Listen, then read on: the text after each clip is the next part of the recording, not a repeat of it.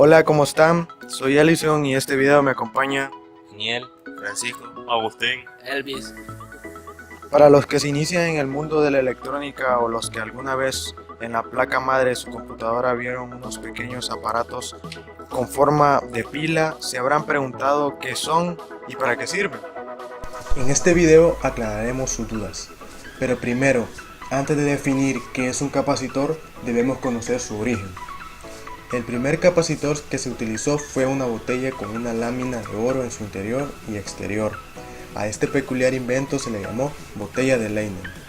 Fue inventada en el siglo XVIII en Leiden, Holanda, cuando un experimentador, mientras estudiaba los efectos de las cargas eléctricas sobre las personas y los animales, tuvo la idea de almacenar una gran cantidad de carga en una botella de agua. Para ello, sostenía la botella en una mano mientras la carga procedente de un generador electrostático era conducida hasta el agua por medio de una cadena. Cuando trató de sacar la cadena del agua con la otra mano, sufrió una sacudida eléctrica que le dejó inconsciente. Después de muchos experimentos se descubrió que la mano que sostenía la botella podía reemplazarse por hojas metálicas que recubrían las superficies exteriores e interiores de la botella, cumpliendo la función de aislante para evitar otra sacudida eléctrica. Entonces, ¿qué es un capacitor? Agustín, ¿me podrías ayudar con eso? Claro, un capacitor o condensador es un dispositivo que se usa en electrónica para regular el flujo de la corriente y para mantener el equipo en funcionamiento cuando la tensión de la corriente eléctrica sea baja.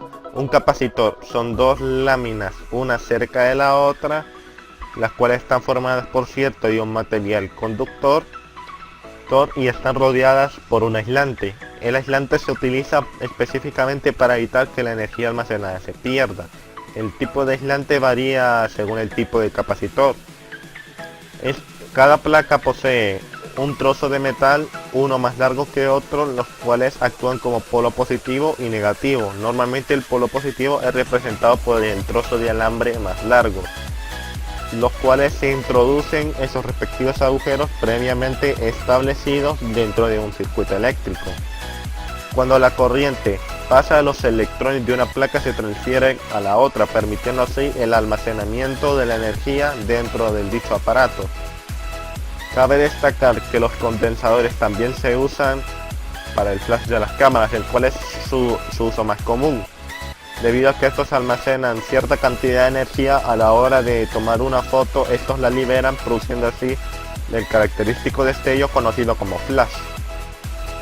En el siguiente diagrama verán cómo funciona un capacitor. El capacitor, al detectar un paso de la corriente, toma un poco de esta, cargándose así, y cuando este se carga deja de absorber la energía, y cuando se va la luz o baja la tensión, el capacitor empieza a transferir de la energía que tiene almacenada al dispositivo para mantenerlo activo hasta que vuelva a haber un paso de la corriente eléctrica o este mismo se quede sin carga. Existen varios tipos de capacitores. Hey Francisco, ¿nos podrías decir los tipos de capacitores? ¿Ya quedó claro qué es un capacitor? Espero que sí. Con el paso del tiempo se descubrió que se podían hacer capacitores con diferentes materiales para cumplir diferentes tareas con diferentes propiedades y diferentes capacidades. Llegó un punto en que teníamos tantos tipos que se tuvieron que dividir en dos grandes grupos. La primera gran familia de capacitores, los capacitores fijos, se llaman así por sus propiedades, no pueden ser alteradas a otras diferentes a las que ya se poseían al momento de su fabricación. Y estos se clasifican según el aislante que poseen. Teniendo una idea de cómo son clasificados, empecemos. Tenemos lo que son los capacitores cerámicos. Estos están cubiertos con cerámica y tienen un aislante de tantalio. Esta alternativa de capacitor es ideal si quieres hacer circuitos de voltajes muy altos, ya que los capacitores cerámicos pueden llegar a soportar 15.000 voltios. Aunque cuidado, porque son un poco inestables y pueden llegar a sobrecalentarse. Siguiendo tenemos lo que son los capacitores plásticos. Estos poseen un recubrimiento de metal y son súper resistentes a las temperaturas muy altas. Capacitores a tener en cuenta para circuitos eléctricos de largos periodos de funcionamiento. También tenemos lo que son los capacitores mica. Se destacan por su gran estabilidad ante la temperatura y el tiempo de uso. Las frecuencias que pueden soportar son de banda ancha y tener un índice de pérdida bastante bajo. Están hechos de mica, silicato de aluminio y potasio. Hay muchos tipos de capacitores y para ayudarme a explicar el resto de tipos estará mi compañero Daniel con ustedes. Es cierto, y como tú dices, hay muchos tipos, y depende de para qué tipo de circuito lo necesitemos, hay que usar el tipo de capacitor que más se adapte a nuestras necesidades. Continuando con el tema, también están los capacitores electrolíticos, los más comunes en cuanto al uso. Su forma es cilíndrica y están hechos con una cobertura de metal y un aislante en su interior que es un electrolito. Son superiores a otros capacitores en cuanto a tamaño y capacidad. Otro detalle a tener en cuenta es que estos capacitores poseen polaridad y colocamos mal alguno de sus polos podríamos ocasionar un cortocircuito. Otro tipo son los capacitores de doble capa eléctrica. Estos capacitores también se conocen como supercapacitores debido a la gran capacidad que tienen por unidad. Se diferencian de los otros capacitores porque no poseen un aislante en su interior, sino que sus láminas están separadas las unas de las otras por el vacío. Por eso son físicamente muy delgados.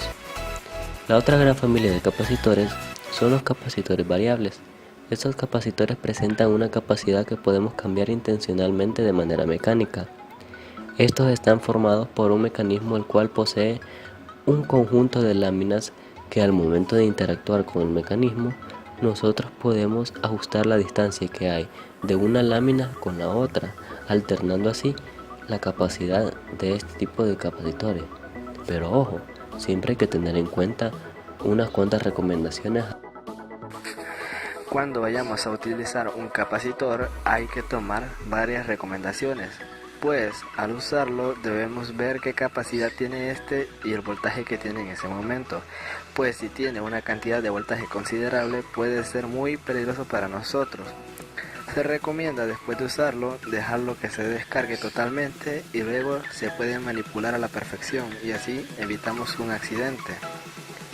También cuando se cambia un capacitor en un circuito que está generando, por ejemplo, de unos 15 voltios, debe tener una capacidad igual o mayor al voltaje de este, si no pues explotará. También hay que tener en cuenta los microfaradios, puesto que si por ejemplo son 150 microfaradios, este estrictamente debe ser de 150, no más ni menos, o de lo contrario explotar. Y para concluir, vamos a ver qué tanto conocemos ahora sobre los capacitores. Conocemos el origen de los capacitores. Imagínense que jamás hubiera existido la botella de Leyden. No poseeríamos los principios en los cuales se han basado para crear los capacitores modernos que tanto usamos hoy en día. También sabemos qué es un capacitor y cómo funciona este, algo muy útil para los que iniciamos en el mundo de la electrónica. Son muchos los tipos que existen y cada uno con diferentes características. Los capacitores se adaptan muy bien a la infinidad de los tipos de circuitos que hay. Parece que hay recomendaciones que nunca debemos olvidar, consejos muy a tener en cuenta al momento de usar capacitores. Ahora que sabemos todo esto, les invito a seguir explorando este emocionante mundo de la electrónica. Espero que este video les haya sido de mucha ayuda y nos vemos a la próxima.